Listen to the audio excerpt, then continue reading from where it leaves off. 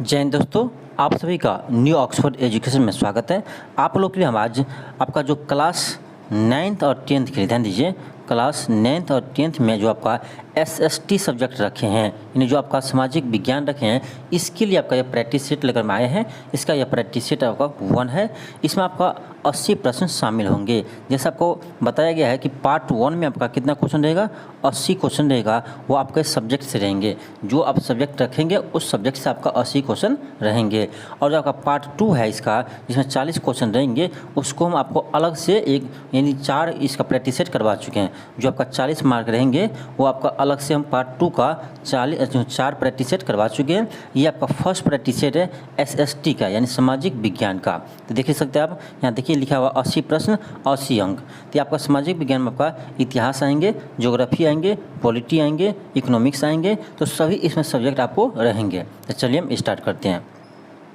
अब देखिए आपका शुरू में इतिहास से शुरू है, यानी आपका फर्स्ट क्वेश्चन आपका इतिहास से है। तो देखिए क्वेश्चन क्या है कि वर्ष 1932 में बिहार के पटना शहर में कौन सी कंपनी ने अपनी फैक्ट्री स्थापित की।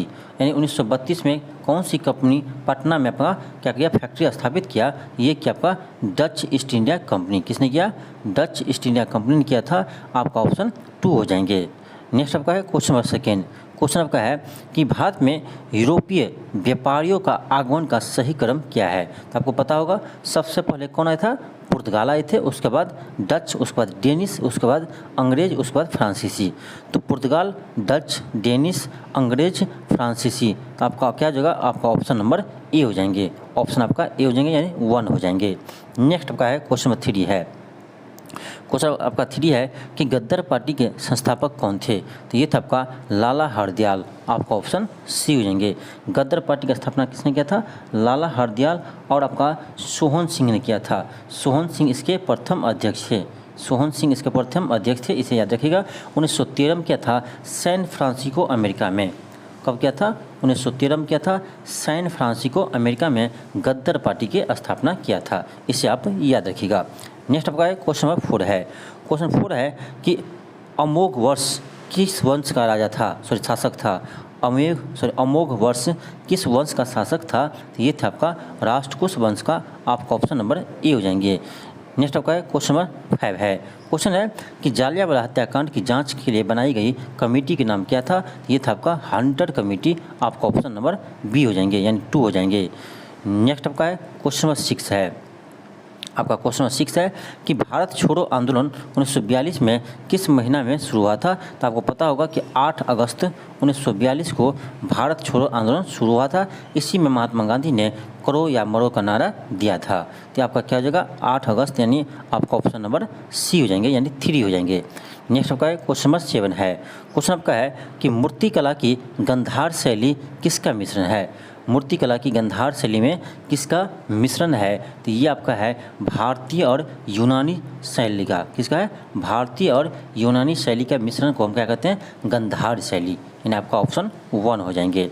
नेक्स्ट आपका है क्वेश्चन नंबर 8 है। क्वेश्चन क्या आपका कि अगर सर टॉमस रो किस मुगल सम्राट से भारत में व्यापार करने की अनुमति प्राप्त की थी। सर टॉमस रो किस मुगल सम्राट से भारत में व्यापार करने की अनुमति प्राप्त की थी। तो ये किया था आपका जहांगीर से। किससे किया था? जहांगीर से किया था। यानी आपका ऑप्शन नंबर 2 हो जाएंगे। आपका ऑप्शन नंबर 2 हो जाएंगे। लेकिन ये एक चीज़ याद रखिएगा कि जब आपका ईस्ट इंडिया कंपनी का स्थापना हुआ उस समय आपका भारत के शासक कौन थे। तो ये था आपका अकबर। ये क्वेश्चन आपको बार बार पूछा जाता है। यानी जब आपका ईस्ट इंडिया कंपनी का स्थापना हुआ उस समय भारत में यानी शासक कौन थे। तो ये था आपका अकबर थे। यानी आपका 1 हो जाएंगे। यानी इस समय याद रखिएगा अकबर होंगे, लेकिन इसका आंसर क्या होगा? आपका जहांगीर हो जाएगा। नेक्स्ट होगा क्वेश्चन नंबर 9 है।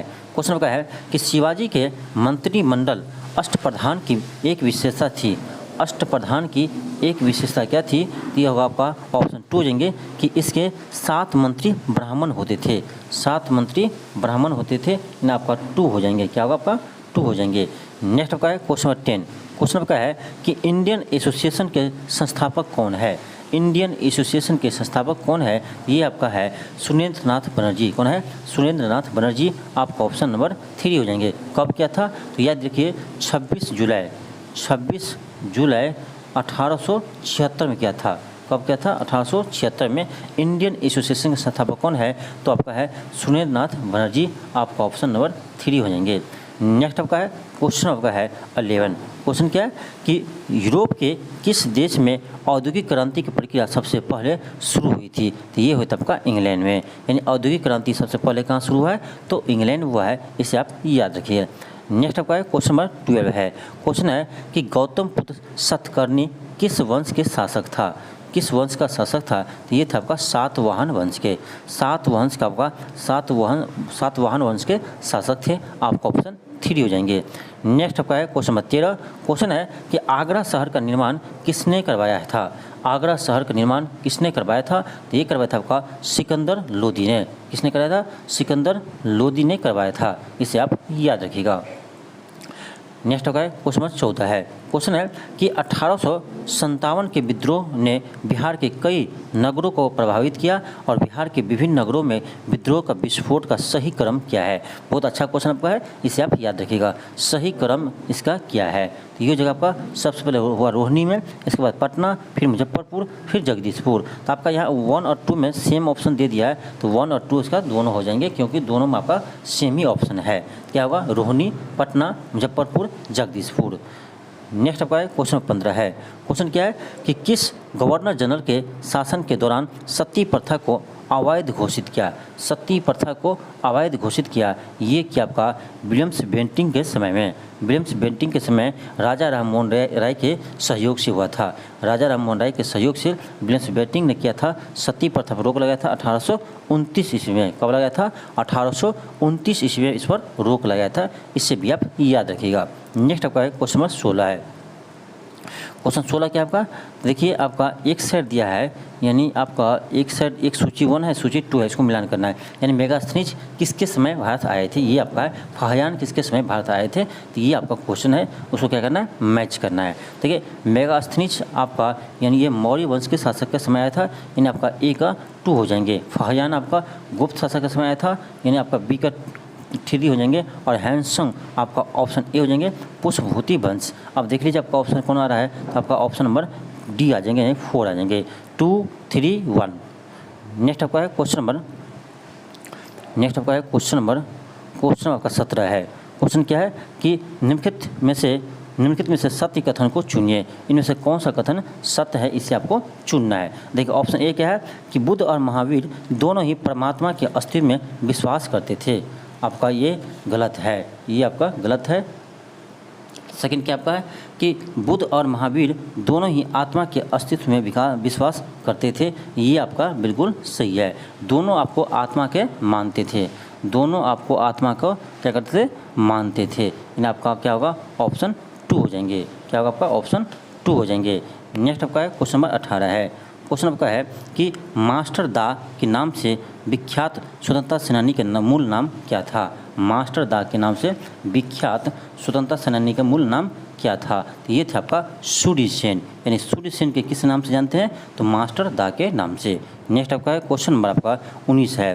क्वेश्चन है कि 13 वर्ष की अल्प आयु में राजगद्दी पर बैठने वाला शासक का नाम क्या था?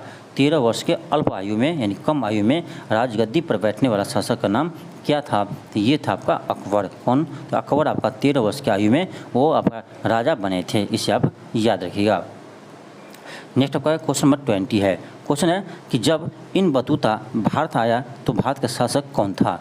जब इब्न बतूता भारत आया तब भारत का शासक कौन थे? तो ये था आपका मोहम्मद बिन तुगलक। कौन थे? मोहम्मद बिन तुगलक थे। याद रखिएगा इब्न बतूता आपका मोरक्को निवासी थे। कौन थे? मोरक्को निवासी थे। इसे भी याद रखिएगा।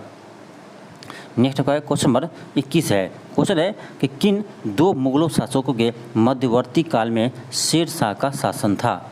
यानी किन 2 मुगल शासकों के मध्यवर्ती में बीच में शेर शाह का शासन था? तो ये थे आपका हुमायूं और अकबर के बीच। कब थे? हुमायूं और अकबर के बीच। इन आपका ऑप्शन नंबर 2 हो जाएंगे। नेक्स्ट आपका क्वेश्चन नंबर 22 है। क्वेश्चन है कि बाबर एवं राणा सागा के मध्य बीच युद्ध को कहा जाता है। यानी कौन सा युद्ध आपका बाबर और राणा सागा के बीच हुए थे? तो ये था आपका खनवा का युद्ध हुआ था। क्या हुआ था? खनवा का युद्ध हुआ था। कब हुआ था? तो 17 मार्च 17 मार्च याद रखिएगा 1527 को। कब हुआ था? 17 मार्च 1527 को बाबर और राणा सागा के बीच आपका खनवा का युद्ध हुआ था। नेक्स्ट आपका है क्वेश्चन नंबर 23 है। क्वेश्चन आपका है कि अशोक के 14 शिलालेख पाए गए थे। अशोक के 14 शिलालेख पाए गए थे, कहाँ पर पाए गए थे? तो ये आपका गिरनार में पाए गए थे, यानी आपका ऑप्शन नंबर 2 हो जाएंगे। ऑप्शन आपका 2 हो जाएंगे। नेक्स्ट आपका है क्वेश्चन नंबर 24 है। क्वेश्चन है कि निम्नलिखित में से कौन सा सम्राट एक कुशल संगीतज्ञ भी थे? ये था आपका समुद्रगुप्त। कौन थे? समुद्रगुप्त आपका एक संगीतज्ञ भी थे। समुद्रगुप्त को भारत का नेपोलियन कहा जाता है। समुद्रगुप्त को भारत का नेपोलियन कहा जाता है। तो आपके लिए क्वेश्चन है, आपको बताना है कि समुद्रगुप्त को भारत का नेपोलियन किसने कहा था। क्वेश्चन आपके लिए है कि समुद्रगुप्त को भारत का नेपोलियन किसने कहा था। इसका आपको जवाब कमेंट बॉक्स में देना है। आप लोग ज़रूर इसका जवाब दीजिएगा। आपको यदि पता नहीं है फिर भी आप दीजिएगा, आप गूगल कीजिए, कहीं से कीजिए, लेकिन पता करके आपको करना है, कमेंट जरूर करना है। कमेंट करके आप बताइए कि समुद्रगुप्त को भारत का नेपोलियन किसने कहा था। नेक्स्ट आपका है क्वेश्चन नंबर 25 है। क्वेश्चन है कि निम्नलिखित राजवंशों को सही कालानुक्रम में सजाइए। तो आपका हो जाएगा, सबसे पहले होगा आपका मौर्य वंश। मौर्य वंश के बाद आपका हो जाएगा मौर्य वंश के बाद कुषाण वंश। कुषाण के बाद हो जाएगा आपका सातवाहन वंश। सातवाहन के वंश के बाद हो जाएगा आपका गुप्त वंश। अब देख लीजिए क्या होगा आपका, सबसे पहले आपका यानी ब होगा, ब के बाद आपका स होगा, यानी देख लीजिए आपका ऑप्शन नंबर 1 हो जाएंगे। ऑप्शन नंबर का 1 हो जाएंगे। नेक्स्ट आपका है क्वेश्चन नंबर 26 है। अब देखिए यहाँ आपका ज्योग्राफी का क्वेश्चन यहाँ से स्टार्ट है, भूगोल का। अब देखिए क्वेश्चन क्या है, 26 में है कि वायुमंडल में पाए जाने वाले धूल कणों को आर्द्रताग्राही कण कहते हैं, क्योंकि क्वेश्चन क्या है, वायुमंडल में पाए जाने वाले धूल कणों को आर्द्रग्राही कण कहते हैं, क्योंकि क्यों कहते हैं? तो देखिए ऑप्शन ए है कि ये अच्छे संग्रहण केंद्र होते हैं, बिल्कुल सही है। बी है कि ये जल का अवशोषण करते हैं, ये भी सही है। इसके सी है कि इसके इर्द गिर्द हवा की ठंडी होने से संग्रहण की प्रक्रिया होती है, ये भी आपका सही है। यानी आपका ऑप्शन 4 हो जाएंगे, उपयुक्त सभी, यानी सभी आपका इसमें क्या है, सही है। नेक्स्ट आपका क्वेश्चन 27 है। क्वेश्चन है कि बिहार राज्य किन देशांतर के बीच स्थित है? बिहार राज्य किन देशांतर के बीच स्थित है? तो ये हो जाएगा आपका लगभग आपका ऑप्शन ए हो जाएंगे। कितना आपका है? तो याद रखिएगा 83 डिग्री 19 मिनट 50 सेकेंड से आपका है 88 डिग्री 17 मिनट 40 सेकेंड। ये आपका करेक्ट है, इसे याद रखिएगा। लेकिन आपका लगभग ये बोल सकते हैं, आपका ऑप्शन ए हो जाएंगे। ठीक है, आपका ऑप्शन ए हो जाएंगे। नेक्स्ट आपका है क्वेश्चन नंबर 28 है। क्वेश्चन है कि समुद्री तल पर सामान्य वायुमंडलीय दाब कितना होता है? समुद्री तल पर सामान्य वायुमंडलीय दाब कितना होता है? तो ये हो जाएगा आपका ऑप्शन बी हो जाएंगे, इसे आप याद रखिए लिया। नेक्स्ट आपका क्वेश्चन नंबर 23 है। क्वेश्चन है कि दो समांतर भ्रंशों के बीच धंसे हुए भाग को क्या कहते हैं? क्वेश्चन क्या आपका, दो समांतर भ्रंशों के बीच धंसे हुए भाग को क्या कहते हैं? तो उसे हम कहते हैं भ्रंश घाटी कहते हैं। क्या कहते हैं? भ्रंश घाटी कहते हैं। आपका ऑप्शन नंबर 2 हो जाएंगे। नेक्स्ट आपका है क्वेश्चन नंबर 30 है।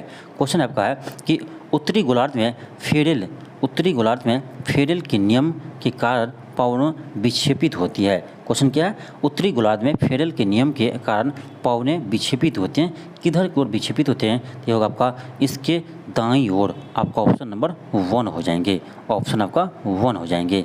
नेक्स्ट आपका है क्वेश्चन नंबर 31 है। आपका क्वेश्चन नंबर 31 है। क्वेश्चन है कि निम्नलिखित तत्वों में किसका निर्माण मनुष्य द्वारा किया जाता है जो प्राकृतिक रूप से नहीं पाया जाता है? यानी मनुष्य द्वारा निर्माण करते हैं लेकिन प्राकृतिक रूप से वो पाए नहीं जाते हैं। ये आपका है प्लूटोनियम। प्लूटोनियम को मनुष्य द्वारा तैयार किए जाते हैं, ये आपका प्राकृतिक रूप से नहीं पाए जाते हैं, इसे आप याद रखिएगा। नेक्स्ट आपका है क्वेश्चन नंबर 32 है। क्वेश्चन आपका है कि दो समांतर भ्रंशों के बीच उठे हुए भाग को क्या कहते हैं? दो समांतर भ्रंशों के बीच उठे हुए भाग को हम क्या कहते हैं? उसे हम कहते हैं ब्लॉक पर्वत। क्या कहते हैं? ब्लॉक पर्वत कहते हैं। आपका ऑप्शन 3 हो जाएंगे। नेक्स्ट आपका है क्वेश्चन नंबर 33 है। क्वेश्चन आपका है कि दक्षिण पश्चिम मानसून चलती है, कब चलती है? यानी दक्षिण पश्चिम मानसून कब चलती है? तो ये चलती है आपका जून से सितंबर के बीच। आपका ऑप्शन नंबर 4 हो जाएंगे। कब चलती है? जून से सितंबर के बीच। और आपका भारत में सबसे अधिक बारिश इसी कारण से होते हैं, दक्षिण पश्चिम मानसून के कारण होते हैं, इसे भी आप याद रखिएगा। नेक्स्ट आपका है क्वेश्चन नंबर 34 है। क्वेश्चन आपका है कि निम्नलिखित भू आकृतियों में से किसके द्वारा बिहार राज्य का उत्तर पश्चिमी भाग घिरा है? उत्तर पश्चिमी भाग घिरा हुआ है। अब देखिए इसमें आपका कौन सा ऑप्शन होगा। उत्तर पश्चिमी भाग घिरा हुआ है तो ये आपका होगा सोमेश्वर की पहाड़ी। बिहार के कारण ना उत्तर पश्चिमी भाग, यानी आपका उत्तर पश्चिमी भाग हो गया आपका पश्चिमी चंपारण, वहाँ आपका कौन सा है तो ये आपका सोमेश्वर की पहाड़ी है, यानी आपका ऑप्शन नंबर ए हो जाएंगे। ऑप्शन आपका ए हो जाएंगे। नेक्स्ट आपका क्वेश्चन 35 है। क्वेश्चन है कि जब जहाज अंतर्राष्ट्रीय तिथि रेखा को पश्चिम से पूर्व पार करता है तो क्या होगा? पश्चिम से पूर्व की ओर पार करते हैं तो क्या होगा? एक दिन बढ़ जाएंगे। क्या होगा आपका? एक दिन बढ़ जाएंगे, यानी आपका ऑप्शन नंबर 1 हो जाएंगे। आपका ऑप्शन नंबर 1 हो जाएंगे। नेक्स्ट आपका क्वेश्चन 36 है। क्वेश्चन है कि निम्नलिखित को सुमेलित कीजिए। निम्नलिखित को सुमेलित कीजिए। उसको क्या करना है? आपको सुमेलित करना है। तो आपको सुमेलित कीजिए। देखिए खत्री आपका तांबा के लिए प्रसिद्ध है, जो आपका राजस्थान में है, यानी आपका ए का 1 हो जाएंगे। क्या होगा? ए का 1 हो जाएंगे। आपका देखिए नीवेली ये आपका लिंगनाइट के लिए प्रसिद्ध है, यानी आपका बी का 2 हो जाएंगे। फिर आपका जादूगोरा, तो जादूगोरा आपका यूरेनियम के लिए प्रसिद्ध है, यानी आपका सी का 4 हो जाएंगे। तो आपका क्या बच गया? तो केंद्र मुख बच गया, यानी डी का आपका 3 हो जाएंगे। अब देख लीजिए आपका कौन सा ऑप्शन आ रहा है। तो आपका ऑप्शन नंबर 2 आ जाएंगे। आपका ऑप्शन नंबर 2 आ जाएंगे। नेक्स्ट आपका है क्वेश्चन नंबर 37 है। क्वेश्चन है कि चट्टानों की घुलनशीलता किस क्षेत्र में प्रमुख है? क्वेश्चन क्या है? चट्टानों की घुलनशीलता किस क्षेत्र में प्रमुख है? किस क्षेत्र में प्रमुख है? तो ये आपका ऑप्शन 2 हो जाएंगे, चूना पत्थर के क्षेत्र में। चूना पत्थर के क्षेत्र में। नेक्स्ट आपका है क्वेश्चन नंबर 38 है। क्वेश्चन आपका है कि जोन स्ट्रोटा सिद्धांत का प्रतिपादन किस भूगोलवेत्ता द्वारा किया गया था? किस भूगोलवेत्ता द्वारा किया गया था? तो ये क्या था आपका? टेलर ने। आपका ऑप्शन 1 हो जाएंगे। किसने किया था आपका? तो टेलर ने किया था। नेक्स्ट आपका क्वेश्चन 39 है। क्वेश्चन है कि किस जनगणना में भारत की जनसंख्या में वृद्धि ऋणात्मक हुई थी? यानी आपका वृद्धि नहीं होकर कमी ही हो गया था। कहने का अर्थ ये हुआ वृद्धि नहीं होकर के कमी ही हो गया था। तो ये हुआ था आपका 1921 में। कब हुआ था? 1921 में। इसीलिए 1921 को यानी क्या कहते हैं? महाविभाजन वर्ष कहते हैं। 1921 को क्या कहते हैं? महाविभाजन वर्ष कहते हैं। इसे आप याद रखिएगा। नेक्स्ट आपका क्वेश्चन नंबर 40 है। क्वेश्चन क्या है कि भारत के किस बंदरगाह द्वारा सबसे अधिक मात्रा में लौह एक्स का निर्यात किया जाता है? लौह एक्स का निर्यात किया जाता है। तो ये करते हैं आपका, यानी क्या हो जाएगा? ऑप्शन डी हो जाएंगे, विशाखापट्टनम एवं मुर्मुगांव। क्या होगा? विशाखापट्टनम एवं मुर्मुगांव। आपका ऑप्शन नंबर 4 हो जाएंगे। नेक्स्ट आपका क्वेश्चन 41 है। क्वेश्चन आपका है कि दक्षिण अमेरिका का कौन सा देश पेट्रोलियम का सबसे बड़ा उत्पादक है? दक्षिण अमेरिका का कौन सा देश पेट्रोलियम का सबसे बड़ा उत्पादक है? ये आपका वेनेजुएला है। कौन आपका? वेनेजुएला है। आपका ऑप्शन 1 हो जाएंगे। नेक्स्ट आपका क्वेश्चन 42 है। क्वेश्चन क्या है आपका? क्वेश्चन है, एक सेकेंड।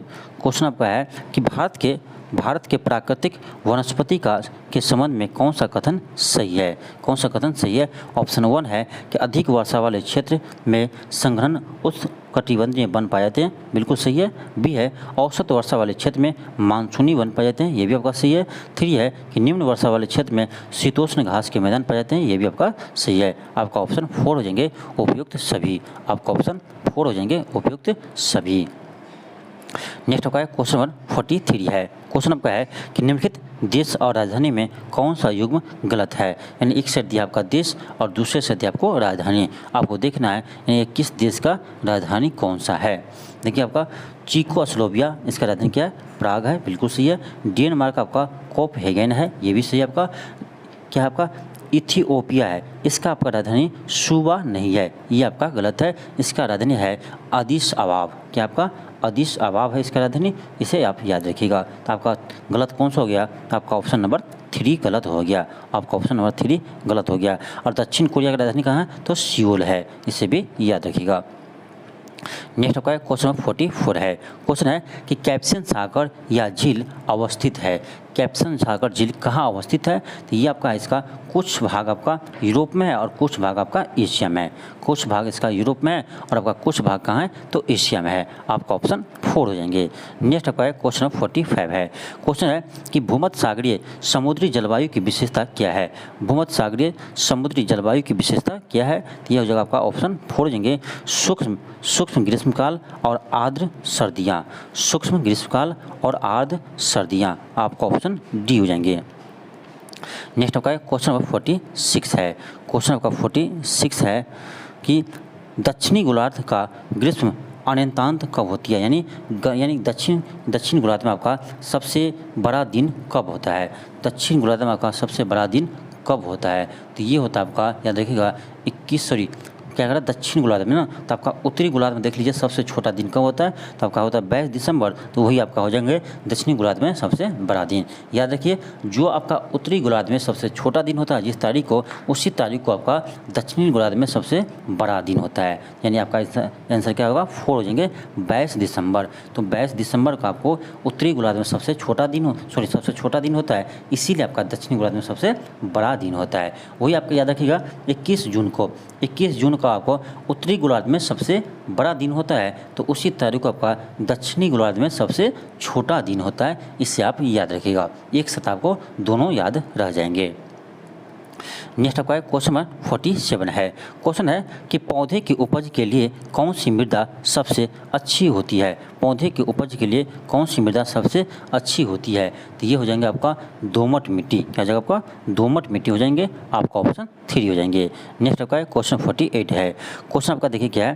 क्वेश्चन आपका है कि बिहार के निम्नलिखित में से कौन सी समूह की नदियाँ गंगा अथवा उसकी सहायक नदियों में उत्तर की ओर आकर मिलती है? यानी देखिए नदी में, यानी गंगा नदी और उसकी सहायक नदी में उत्तर की ओर आकर मिलती है। उत्तर की ओर आकर मिलती है, कौन सा नदी है? ये आपका हो जाएंगे गंडक, कमला, बागमती। आपका ऑप्शन नंबर 3 हो जाएंगे, गंडक, कमला, बागमती। नेक्स्ट आपका है क्वेश्चन नंबर आपका है 49 है। क्वेश्चन नंबर आपका 49 है। क्वेश्चन आपका 49 क्या है? क्वेश्चन निम्नलिखित में से किसे भारत के प्रिंस वर्ग के नाम से जाने जाते हैं? किसे आपका भारत के प्रिंस वर्ग के नाम से जाने जाते हैं? तो ये आपका है, किसे जानते हैं हम? जमशेदपुर को हम क्या कहते हैं? भारत का प्रिंस वर्ग के नाम से जानते हैं। किसको? जमशेदपुर को। आपका ऑप्शन 3 हो जाएंगे। नेक्स्ट आपका क्वेश्चन 50 है। क्वेश्चन है कि भारत में सबसे छोटी घुमावदार पर्वत कौन सी है? सबसे छोटी और घुमावदार पर्वत कौन सी है? तो ये आपका है अरावली। कौन है आपका? अरावली पर्वत है। आपका ऑप्शन 2 हो जाएंगे। आपका ऑप्शन 2 हो जाएंगे। नेक्स्ट आपका है क्वेश्चन, आप देखिए आपका आ गया अर्थशास्त्र यानी इकोनॉमिक्स का क्वेश्चन यहाँ से स्टार्ट है, यानी 51 से। क्वेश्चन नंबर 51 है कि निम्नलिखित में से क्या बजट के पूंजी खाते में सम्मिलित होता है? पूंजी खाते में आपका क्या सम्मिलित होते हैं? तो पूंजी खाते में आपका सार्वजनिक उधारी से प्राप्त आय शामिल होते हैं। ध्यान रखिएगा, सार्वजनिक उधारी से प्राप्त आय इसमें शामिल करते हैं। किसमें? पूंजी खाते में। नेक्स्ट आपका है क्वेश्चन 52 है। क्वेश्चन आपका है कि एक देश के भुगतान संतुलन का घाटा निर्देशित करता है, यानी BOP घाटा, यानी बैलेंस ऑफ पेमेंट का घाटा क्या निर्देशित करते हैं? इसका जो आपका ऑप्शन 3 हो जाएंगे कि वित्त निभाव प्राप्तियां और वित्त निभाव भुगतानों के बीच अंतर को, यानी आपका ऑप्शन नंबर 3 हो जाएंगे। नेक्स्ट आपका है क्वेश्चन नंबर 53 है। आपका क्वेश्चन 53 है। क्वेश्चन क्या आपका कि मुद्रास्फीति को नियंत्रण करने के लिए, यानी महंगाई को नियंत्रण करने के लिए, सिंपल आप समझिए, मुद्रास्फीति मतलब महंगाई, मुद्रास्फीति को नियंत्रण करने के लिए केंद्रीय बैंक यानी RBI को क्या करना चाहिए? ऑप्शन 1 है कि सरकारी प्रतिभूतियों को बिक्री करे और बैंक दर को घटा दे। नहीं, बैंक दर को जब घटा देंगे तो आपका और भी महंगाई बढ़ जाएंगे। क्यों? आपका जनता के पास आपका और भी क्या होगा? लिक्विडिटी बढ़ जाएंगे। लिक्विडिटी मतलब पैसा बढ़ जाएंगे, इतना समझिए। जब बोलेंगे हम लिक्विडिटी तो समझिए पैसा, यानी जब आपका क्या करेंगे? ब्याज दर को घटा देंगे तो आपका लिक्विडिटी मार्केट में बढ़ जाएंगे। उससे क्या होगा? और भी आपका मुद्रास्फीति बढ़ ही जाएगा, कम नहीं होगा। यानी आपका ऑप्शन 1 तो नहीं होगा। 2 क्या है? सरकारी प्रतिभूतियों की बिक्री करे और बैंक दर को बढ़ा दे। ये आपका बिल्कुल सही है। सरकारी प्रतिभूति यानी आरबीआई बेचेंगे तो आरबीआई के पास कुछ पैसा आएगा, यानी आपका बाजार में क्या होगा, पैसा कम होगा, यानी बाजार में आपका लिक्विडिटी कम होंगे। और जब आपका बैंक दर रेट बढ़ा देंगे तो बैंक जो है आपका यानी अधिक रेट पर क्या करेंगे, आपको लोन देंगे। यानी इससे क्या होगा, आपका जो मार्केट में पैसा है यानी लिक्विडिटी है वो आपका कम हो जाएगा, उससे आपका मुद्रास्फीति नियंत्रण हो जाएंगे, मुद्रास्फीति आपका नियंत्रण हो जाएंगे। तो याद रखिएगा आपका ऑप्शन नंबर 2 बिल्कुल सही है। नेक्स्ट आपका क्वेश्चन नंबर 54 है। क्वेश्चन आपका है कि देश का भुगतान शेष यानी यही बीओपी, बैलेंस ऑफ पेमेंट, भुगतान शेष संतुलन की व्यवस्था तब होता है जब क्या हो, घरेलू मुद्रा की मांग उसके आपूर्ति के बराबर होती है। जब घरेलू मुद्रा की मांग उसके आपूर्ति के बराबर होती है, बिल्कुल आपका सही है, आपका ऑप्शन नंबर 1 हो जाएंगे। नेक्स्ट आपका है क्वेश्चन 55 है।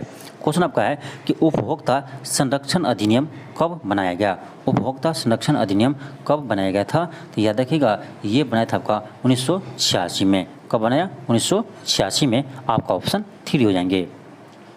नेक्स्ट आपका क्वेश्चन 56 है।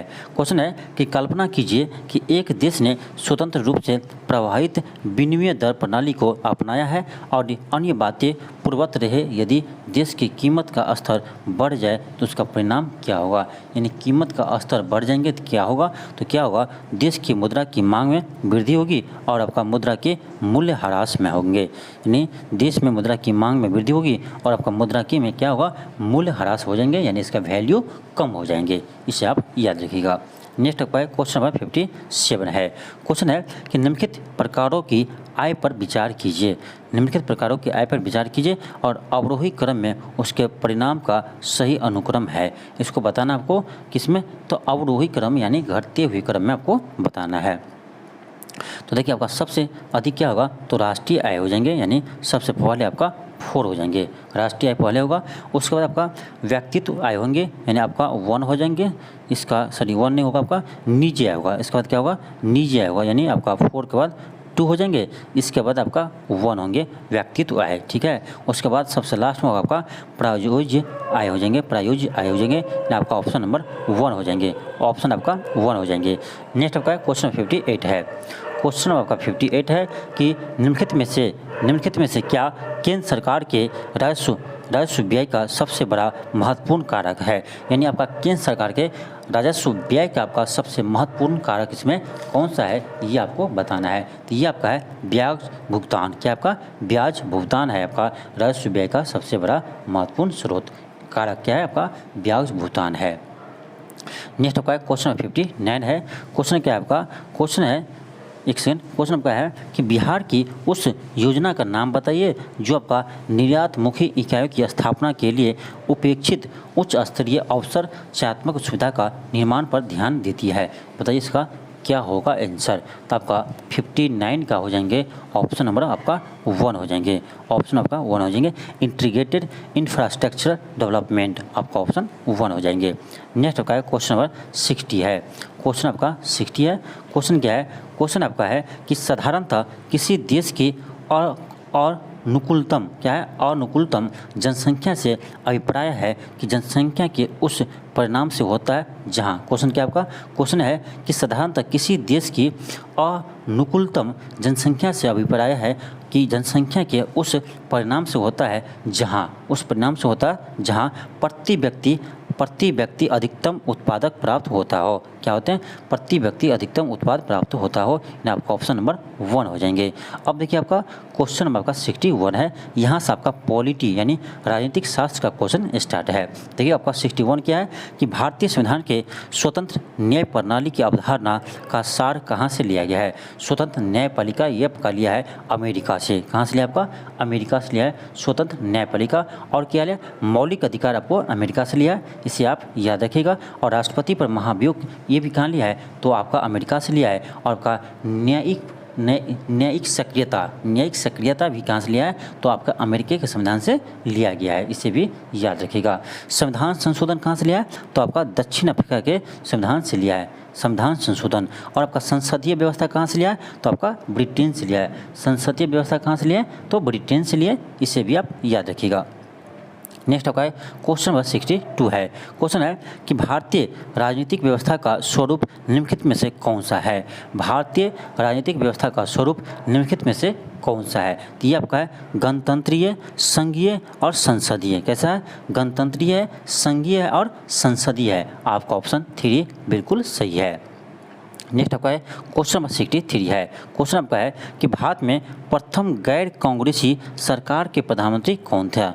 तो गैर कांग्रेसी ये था आपका मोरारजी देसाई। कौन थे आपका? मोरारजी देसाई थे। चलिए हम ऑप्शन देखते हैं कौन हो जाएगा आपका। ऑप्शन नंबर 3 हो जाएंगे। याद रखिएगा, यानी प्रथम गैर कांग्रेसी प्रधानमंत्री कौन थे? तो मोरारजी देसाई थे। इसे आप याद रखिएगा। नेक्स्ट होगा क्वेश्चन नंबर 64 है। क्वेश्चन है कि किसकी देख रेख में जिले में पुलिस बल शांति और व्यवस्था कायम करता है। तो ये करता है आपका जिला न्यायाधीश के देख रेख में। आपका ऑप्शन 1 हो जाएंगे। नेक्स्ट आपका क्वेश्चन नंबर 65 है। क्वेश्चन है कि मौलिक अधिकारों के संरक्षण से संबंधित रिट किसके द्वारा जारी किए जाते हैं। तो ये करते हैं आपका उच्च न्यायालय भी करते हैं और आपका उच्चतम न्यायालय भी करते हैं, यानी आपका दोनों को ये राइट है। यानी आपका ऑप्शन नंबर क्या हो जाएंगे? तो 3 हो जाएंगे। उच्च न्यायालय और सर्वोच्च न्यायालय दोनों के। यानी आपका देखिए सर्वोच्च न्यायालय जो है ये आपका अनुच्छेद 32 के तहत रिट जारी करते हैं, वही आपका उच्च न्यायालय अनुच्छेद 226 के तहत रिट जारी करते हैं। इसे भी आप याद रखिए। अनुच्छेद 32 के तहत आपका यानी सुप्रीम कोर्ट रिट जारी करते हैं और आपका अनुच्छेद 226 के तहत यानी आपका हाई कोर्ट को रिट जारी करने का अधिकार प्राप्त है। इसे आप याद रखिएगा। नेक्स्ट होगा क्वेश्चन नंबर 66 है। क्वेश्चन है कि मुख्य लेखा अधिकारी किसके आय व्यय की जाँच नहीं करते हैं। ध्यान देखिए, मुख्य लेखा अधिकारी किसके आय व्यय की जांच नहीं करते हैं। ये करता है आपका राज्य सरकार की, केंद्र सरकार की और सरकारी उद्योग की। आपका नगर निगम पे नहीं करते हैं। यहाँ आपका ऑप्शन नंबर 3 हो जाएंगे। सॉरी, ऑप्शन नंबर आपका 3 हो जाएंगे। नेक्स्ट आपका क्वेश्चन नंबर 67 है। क्वेश्चन है कि निम्नलिखित में से क्या नौकरशाही की विशेषता नहीं है। क्या नौकरशाही की विशेषता इसमें नहीं है। ये जगह आपका ऑप्शन नंबर 3 हो जाएंगे। अक्षमता ये इसकी विशेषता नहीं है। नेक्स्ट आपका क्वेश्चन नंबर 68 है। क्वेश्चन है कि उदारवाद किसका हित चाहता है। उदारवाद जो है वो किसका हित चाहते हैं। तो ये चाहते हैं आपका धनवानों के, यानी आपका ऑप्शन नंबर 2 हो जाएंगे। उदारवाद किसका हित चाहते हैं? तो धनवानों को, यानी धनी व्यक्तियों के। नेक्स्ट आपका क्वेश्चन नंबर 69 है। क्वेश्चन है कि भाषण की स्वतंत्रता किस शासन के लिए आवश्यक है। भाषण की स्वतंत्रता यानी अभिव्यक्ति की स्वतंत्रता किस शासन के लिए आवश्यक है। तो ये आपका लोकतंत्र के लिए आवश्यक है। लोकतंत्र के लिए आवश्यक है, यानी आपका ऑप्शन नंबर 1 हो जाएंगे। नेक्स्ट आपका क्वेश्चन नंबर 70 है। क्वेश्चन है कि निम्नलिखित में से कौन कल्याणकारी राज्य का समर्थक था। निम्नलिखित में से कौन कल्याणकारी राज्य का समर्थक था। तो ये था आपका पंडित जवाहरलाल नेहरू। आपका ऑप्शन नंबर 3 हो जाएंगे। नेक्स्ट आपका क्वेश्चन नंबर 71 है। क्वेश्चन आपका है कि निम्नलिखित में से किस संबंध में केंद्र शासित प्रदेश के उपराज्य स्वतंत्र रूप से कार्य करते हैं। तो ये करता है आपका कानून और व्यवस्था के लिए। आपका ऑप्शन नंबर 2 हो जाएंगे। नेक्स्ट आपका क्वेश्चन नंबर 72 है। क्वेश्चन है कि भारतीय संविधान के अनुसार संसद की बैठक एक साल में कम से कम कितनी बार होनी चाहिए। एक साल में कम से कम कितनी बार होना चाहिए। तो कम से कम आपका 2 बार होना चाहिए। आपका ऑप्शन नंबर 2 हो जाएंगे। कम से कम आपका 2 बार होना चाहिए। नेक्स्ट आपका क्वेश्चन नंबर 73 है। क्वेश्चन आपका है कि निम्नलिखित में से कौन सी दल पद्धति लोकतंत्र के अस्थायित्व के लिए सबसे उपयुक्त है। कौन सी दल पद्धति आपका लोकतंत्र के अस्थायित्व के लिए यानी सबसे महत्वपूर्ण है। ये आपका है द्विदलीय व्यवस्था। द्विदलीय व्यवस्था आपका लोकतंत्र के लिए सबसे अस्थायित्व है। बहुदलीय व्यवस्था में क्या होता है आपका कि यानी एक से अधिक दल मिलकर सरकार बनाते हैं। तो ये आपका सरकार बहुत अधिक दिन नहीं चल पाते हैं। जैसा आप बिहार में देख सकते हैं तो बहुत अधिक दिन नहीं चल पाते हैं। इसीलिए आपका ये लोकतंत्र के लिए अस्थायित्व के लिए अच्छा नहीं है। आपका द्विदलीय व्यवस्था अच्छा है। यानी आपका ऑप्शन नंबर 4 हो जाएंगे। नेक्स्ट होगा क्वेश्चन नंबर 74 है। क्वेश्चन है आपका कि नागरिक शास्त्रों के अध्ययन का मुख्य विषय क्या है। नागरिक शास्त्रों का अध्ययन का मुख्य विषय क्या है। ये आपका राज्य है। आपका ऑप्शन नंबर 3 हो जाएंगे। क्या आपका राज्य है। नेक्स्ट होगा क्वेश्चन नंबर 75 है। क्वेश्चन है कि भारत में पंचायती राज व्यवस्था को द्विस्तरीय बनाने का सुझाव किसने दिया था। ये दिया था आपका अशोक मेहता समिति ने। अशोक मेहता समिति ने आपको भारतीय पंचायती राज व्यवस्था को द्विस्तरीय बनाने के सुझाव दिया था। जबकि आपका बलवंत राय मेहता समिति ने त्रिस्तरीय की बात कही थी। और जबकि आपका इसी के आधार पर यानी बलवंत राय मेहता का समिति के आधार पर ही आपका इसे लागू किया गया। 73वें संविधान संशोधन 1992 के द्वारा इन आपका पंचायती राज व्यवस्था को लागू किया गया, इसे भी याद रखिएगा। नेक्स्ट आपका है क्वेश्चन 76 है। क्वेश्चन आपका है कि सीमाओं के भीतर हम अपने न्यायाधीशों का आदर करते हैं, पर कोई न्यायाधीश अथवा कोई न्यायालय अपने को व्यवस्थापिका का तीसरा सदन नहीं बना सकता है। ये विचार किसके हैं? ये विचार आपका किसके हैं? तो ये विचार आपका है जवाहरलाल नेहरू का है। आपका ऑप्शन नंबर 1 हो जाएंगे। नेक्स्ट आपका क्वेश्चन नंबर 78 है। आपका क्वेश्चन नंबर 78 है। क्वेश्चन नंबर आपका 78 है। क्वेश्चन आपका है कि राजनीतिक शास्त्र के जनक किसे माना जाते हैं? राजनीतिक शास्त्र के जनक किसे मानते हैं? तो अरस्तू को मानते हैं। आपका ऑप्शन नंबर 2 हो जाएंगे। क्या होगा आपका? ऑप्शन नंबर 2 हो जाएंगे। नेक्स्ट आपका है क्वेश्चन नंबर आपका है 79 है। यहाँ थोड़ा मिस्टेक हो गया। क्वेश्चन नंबर 79 है कि राज्य की उत्पत्ति का सबसे सही सिद्धांत है। राज्य की उत्पत्ति का सबसे सही सिद्धांत है। अब चलिए ऑप्शन देखते हैं। राज्य की उत्पत्ति का सबसे सही सिद्धांत है। आपका ऑप्शन नंबर क्या आ जाएगा? ऑप्शन नंबर आपका 4 हो जाएंगे, विकासवादी सिद्धांत। क्या आपका? तो विकासवादी सिद्धांत है। आपका ऑप्शन नंबर 4 हो जाएंगे। नेक्स्ट आपका है क्वेश्चन नंबर 80 है और यह आपका आज का लास्ट क्वेश्चन है। क्वेश्चन है कि लोकप्रिय संप्रभुता किसमें निहित होती है? लोकप्रिय संप्रभुता किसमें निहित होती है? तो ये होती है आपका जनता में निहित होते हैं। आपका ऑप्शन नंबर 3 हो जाएंगे। तो ये था आपका यानी आपका क्लास 9th 10th के लिए जो भी स्टूडेंट आप क्लास 9th और 10th के शिक्षक बनना चाहते हैं, इसके लिए आपका प्रैक्टिस सेट थे जो आपका सब्जेक्ट SST रखे हैं, इन आपका सोशल साइंस जो रखे हैं उसके लिए आपका प्रैक्टिस सेट नंबर 1 थे। इसे आप बनाइए और आप कमेंट बॉक्स में जरूर बताइएगा कि आपको कितने मार्क आ रहे हैं और आपका कितने मार्क आ रहे हैं, और बताइएगा कि इसको हम कंटिन्यू रखें या नहीं रखें, इसे भी आप कमेंट बॉक्स में जरूर बताइएगा, क्योंकि आप लोग ही बता सकते हैं कि कौन सा आपके लिए कौन सा टॉपिक आपके लिए ज़रूरी है। उसे आप बताइएगा हमको कमेंट बॉक्स में, तो हम जरूर इस टॉपिक को लेकर आएंगे। कुछ स्टूडेंट ने हमें यानी कुछ दिन से आपको कमेंट कर रहे हैं कि सर आपका SST का भी प्रैक्टिस सेट करवाइए, इसीलिए हम ये प्रैक्टिस सेट लेकर आए हैं। तो उसी तरह से आप कमेंट करते रहिए। आपको जो भी टॉपिक का क्वेश्चन चाहिए, जो भी टॉपिक आपको पढ़ना है, उस टॉपिक को कमेंट कीजिए। आप कमेंट अधिक से अधिक आएगा तो हम आपको इस टॉपिक पर पढ़ाएंगे। तो आज के लिए इतना ही। थैंक यू, धन्यवाद। मिलते हैं आपको नेक्स्ट वीडियो में। यदि आप चैनल पर नए हो तो चैनल को जरूर सब्सक्राइब कर लेना।